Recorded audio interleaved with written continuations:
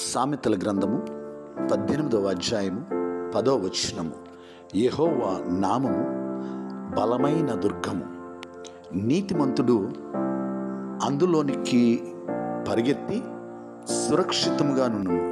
ప్రియులరా, దేవుని వాగ్దాన వాక్యం, మన ప్రభువగు యెహోవా నామము బలమైన దుర్గము.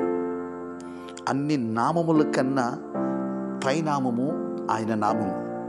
ఆయన నామములో శక్తి ఉన్నది. ఆయన రక్తములో కడగబడిన వారు నీతిమంతులు అందులోనికి పరిగెత్తి, అనగా ఆ దుర్గములోనికి పరిగెత్తి, దేవుని నామము అనే దుర్గములోనికి పరిగెత్తి సురక్షితముగా నుందురు. ప్రార్థన. పరమ తండ్రి, మా దేవా, మీకు వందనాలు, స్తోత్రాలు. ఈ యొక్క వాగ్దాన వాక్కును బట్టి వందనాలయ్యా. ఈ వాగ్దాన వాక్యం విని ప్రార్థనలో ఏకీభవించిన ప్రతి ఒక్కరిని మీరు దీవించండి, ఆశీర్వదించండి, కృపలో వర్ధిల్ల చేయండి.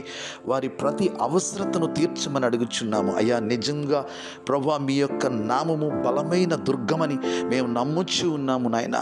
మీ నామములో శక్తి ఉన్నది. మీ నామము అన్ని నామముల కన్నా పైనామమయ్యా.